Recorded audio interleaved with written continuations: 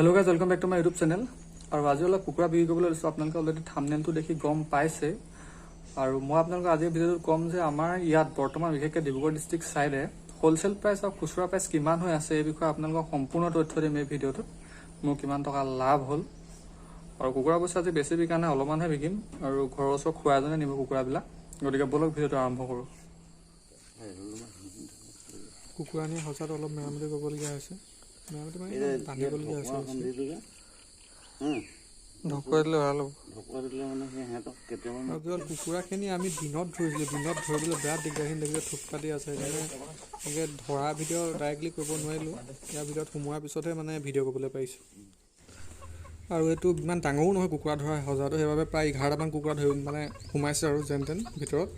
আৰু 11টা কুকুৰাত প্ৰায় 10 কেজিতকৈ বেছিয়ে হৈ গৈছে, 10.2 কেজি হৈছে। আৰু আপোনালোকক মই দামটো ক'ম বুলি কৈছিলোঁ হোলচেল প্ৰাইচ। মই হোলচেল প্ৰাইচ বৰ্তমান দি আছোঁ 350 টকাকৈ। আৰু যোনটো খুচুৰা তেওঁ হয়তো বজাৰলৈ নি 450 টকা পাই যাব, 400 টকা প্লাছেই পাব। আৰু বৰ্তমান আমাৰ ইয়াত যোনটো কাটিং কুকুৰাটো হৈ আছে 500 পৰা 480 টকাৰ ভিতৰত হৈ আছে। মই সেইকাৰণে থাম্বনেইলটোত 480 বুলি দি দিছোঁ। আপোনালোকে যদি দোকানৰ পৰা কটা কুকুৰা আনিবলৈ যায় তেন্তে বিশেষকৈ আমাৰ ইয়াত ডিব্ৰুগড় ডিষ্ট্ৰিক্ট চাইডে আপোনালোকে 500 পৰা 480 টকা পে' কৰিব লাগিব। আৰু হোলচেল প্ৰাইচটো মই অলৰেডি ক'লোৱে আপোনালোকক।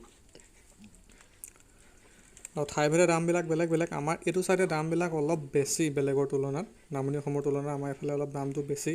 কাৰণ আমাৰ এইফালে ফাৰ্মৰ সংখ্যা আপোনালোকৰ নামনি অসমৰ তুলনাত আমাৰ এইফালে যথেষ্ট কম। আমাৰ এইফালেও আছে কিন্তু ইমানো বেছি নাই যিমান থাকিব লাগে। এইখিনি তেওঁ লৈ গৈছে। আৰু লাভৰ কথা ক'বলৈ গ'লে মই এতিয়ালৈকে গোটেইখিনি বিকি আদায় কৰাকৈ নাই। যেতিয়া গোটেইখিনি বিকি মই আদায় কৰিম আকৌ এটা ভিডিঅ' বনাই আকৌ জনাম যে আপোনালোকক মোক কিমান টকা লাভ হ'ল, কিমান টকা খৰচ কৰিলোঁ।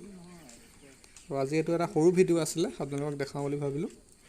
ভিডিঅ'টো চাই কেনেকুৱা লাগিলে জনাব। যদি মোৰ এই চেনেলটো এতিয়ালৈকে আপোনালোকে ছাবস্ক্ৰাইব কৰা নাই তেন্তে ছাবস্ক্ৰাইব কৰি দিব আৰু লগতে বেল আইকনটো বজাই দিব। ধন্যবাদ। জয় অসম।